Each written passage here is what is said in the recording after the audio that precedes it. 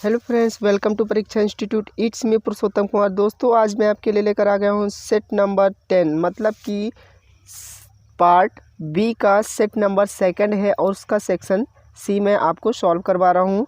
तो चलिए इस सेशन को स्टार्ट करते हैं, लेकिन उससे पहले अगर चैनल को आपने सब्सक्राइब नहीं कर रखा है तो सब्सक्राइब कर लीजिए, बेल आइकन को प्रेस कर लीजिए, जिससे कि आने वाली वीडियो की नोटिफिकेशन आपको बिल्कुल टाइम पर मिल जाए। आपको थोड़ा बहुत वॉइस में प्रॉब्लम्स हो सकते हैं क्योंकि मेरा गला ख़राब है इस समय थोड़ा। तो चलिए स्टार्ट करते हैं इस सेशन को। तो आज का हमारा 4 नंबर क्वेश्चन है, choose the correct option to answer the following expression. तो आपको आंसर यहाँ पर राइट आंसर क्लिक करना है। अ क्राउड ऑफ लिसनर, तो यहाँ पर आपको एक्सप्रेशंस एक दिया गया है, उसका आपको 1 वर्ड्स में देना है। तो क्या है इसमें, चलिए बताते हैं। अ क्राउड ऑफ लिसनर्स मतलब कह सकते हैं कि श्रोताओं की भीड़ जो होती है उसको हम क्या बोलते हैं, ऑडियंस बोलेंगे, स्पेक्टेटर्स बोलेंगे, या फिर असेंबली बोलेंगे, या फिर काउंसिल बोलेंगे। तो ऑडियंस का मतलब होता है श्रोताओं की भीड़। तो ऑप्शन नंबर आपका 1 जो है वो आपका राइट हो जाएगा, ऑडियंस।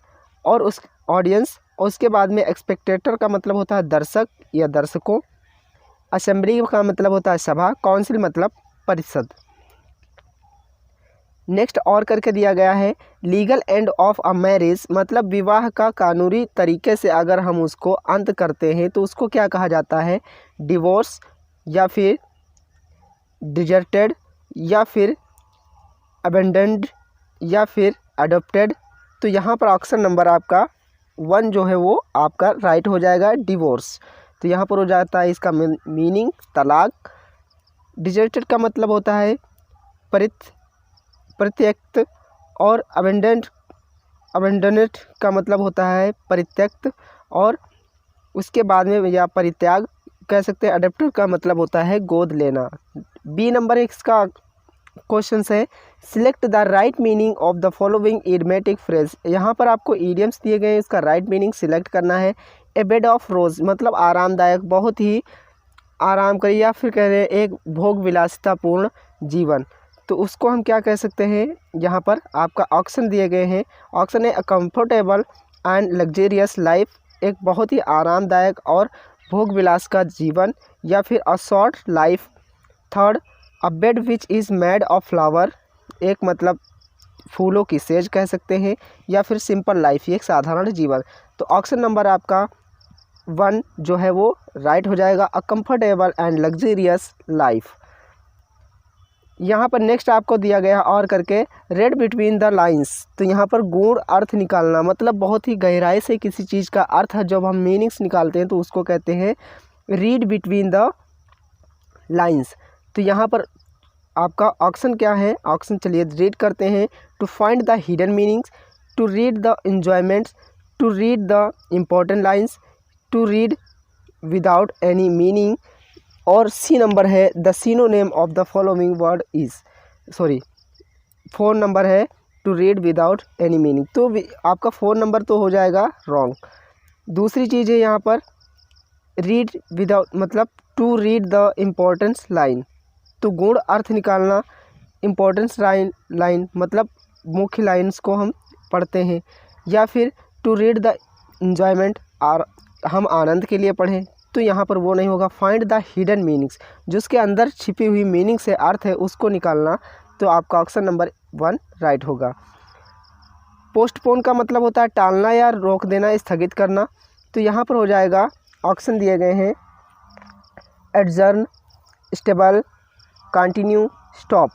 तो यहाँ पर आपका ऑप्शन नंबर 1 आपका हो जाएगा, जिसका मतलब होता है एडजर्न का मतलब होता है स्थगित करना या स्थगित। तो यहाँ पर आपका सेकंड ऑप्शन जो है, स्टेबल का मतलब भी स्थिर होता है, लेकिन यह इसके लिए यूज़ नहीं होगा। कंटिन्यू का मतलब होता है जारी रखना, और स्टॉप का मतलब होता है विराम या रुकना। फिर है कैलाश, कैलाश का मतलब होता है कठोर, और ऑप्शन है इसके हार्ड हार्टेड, या फिर हम्बल, या फिर फ्लर्ट, या फिर कनिंग। तो यहाँ पर आपका ऑप्शन नंबर 1 आपका राइट आंसर होगा। हार्ट मतलब हार्ड हार्टेड का मतलब होता है निर्दयी। तो निर्दयी आपका ऑप्शन नंबर 1 आपका राइट हो जाएगा। हम्बल का मतलब विनीत, फ्लड का मतलब होता है इश्कबाजी करना, या फिर कनिंग का मतलब चालाक। नेक्स्ट आपका डी नंबर दिया गया है, 2 buses collided each other at crossing tomorrow. तो यहाँ पर किस ऑप्शन में गड़बड़ी है या मिस्टेक है वो आपको एरर फाइंड करना है। तो आपको अगर कहें तो कोलाइड जो होता है जिसका मतलब होता है टकराव, तो यहाँ पर है एक दूसरे से टकरा गए, तो यहाँ पर कोलाइड जो है, कोलाइड में डी जुड़ा हुआ है, सेकंड फॉर्म लगी हुई है, तो इस तरह से हम कह सकते हैं कि पास्ट में कभी भी टुमारो का यूज़ नहीं होता है। तो यहाँ पर आपका ऑप्शन नंबर 4 में गड़बड़ी आपकी मतलब मिस्टेक एरर है। फिर है antonym of the following words is. तो स्कैर्सिटी का मतलब एंटोनिम्स क्या होगा, जिसका मतलब होता है परमानंद, डीप सारो, गहरा शोक, इंटेंस जॉय, तीव्र आनंद, या फिर मिर्थ, प्रमोद और टॉनिक। तो यहाँ पर आपका ऑप्शन नंबर 1 जो है वो राइट होगा, जिसका मतलब होता है डीप सारो, मतलब गहरा शोक। फिर है कंपेशन का मतलब होता है दया, मर्सी मतलब दया, क्रूरली क्रूरता, कर्ष कोसना, या फिर बैन प्रतिबंध। तो ऑप्शन नंबर 1 आपका राइट होगा, या फिर सेकंड। तो आपका इस 1 आपका जो है वो है सिनोनिम्स। तो यहाँ पर दया का हो जाएगा क्रूरता, मतलब क्रूरल्टी। तो क्रूरल्टी का मतलब होता है क्रूरता। तो ऑप्शन नंबर 2 आपका राइट आंसर होगा। फिर 5 नंबर पे जब हम विजिट करते हैं तो इसमें बताया जा रहा है change any one of the following sentences into indirect speech. तो इनडायरेक्ट में बदलना है। तो सबसे पहले देखिए यहाँ पर आपको सेंटेंस जो दिया गया ऑप्टेटिव सेंटेंस है, तो यहाँ पर हम चेंज करते हैं। चलिए, तो यहाँ पर रवि कॉन्ग्रेचुलेटेड क्यों हम लगाएंगे, क्योंकि Ravi said to me congratulation you have passed this examination with distinction marks. तो यहाँ पर आपका हो जाएगा Ravi congratulated me that I have passed that examination with distinction marks. Next है mother said to you why do you not join in any coaching beside your home town. तो यहाँ पर हो जाएगा मदर आस्क्ड, क्योंकि इंट्रागेटिव है, asked हो जाएगा। उसके बाद में यू को यू से चेंज करेंगे तो यू ही रहेगा। वाई कंजंक्शन के रूप में यूज करेंगे, यू डिड नॉट, मतलब जब इधर जाएगा तो निगेटिव है तो डू का डिड हो जाएगा। वैसे अगर अफर्मेटिव होता तो यहाँ पर ज्वाइन की सेकंड फॉर्म का यूज करते, इन any coaching beside your home town. Combine any one of the following sentences directed. तो यहाँ पर जो डायरेक्टेड मतलब ब्रैकेट में जैसा इंस्ट्रक्शन दिया गया उसके अकॉर्डिंग हमें चेंज करना है। तो यहाँ पर है man must die why does then he seek to live. Complex बनाना है, if a man must die then why would he seek to live. इस तरह से आपका ये कम्प्लेक्स बन जाएगा। नेक्स्ट है second number, spare the rope spoil the child. Compound बनाना है, तो इसमें एंड लगा करके 2 सेंटेंसेस को भी इसमें जोड़ देना है, spare the rope and spoil the child. फिर है C number, transform any one of the following sentences as directed. तो ट्रांसफॉर्म करना है, रिमूव टू करना है। तो यहाँ पर the tiger was too old to go for hunt. तो यहाँ पर आपका क्या होगा राइट आंसर, तो हो जाएगा द टाइगर वाज, टू का शो हो जाएगा, ओल्ड का ओल्ड, फिर हो जाएगा it can not go for hunt. Next है पैसिव वॉइस चेंज करना है, it is time to read the books now. तो ये हो जाएगा it is time for the books to be read now. इस तरह से आपका पैसिव वॉइस बन जाएगा। Correct any one of the following sentences, burn the candle. तो इसमें कोई मिस्टेक नहीं है। If you will not work hard you will not pass. तो unless you work hard you will not pass.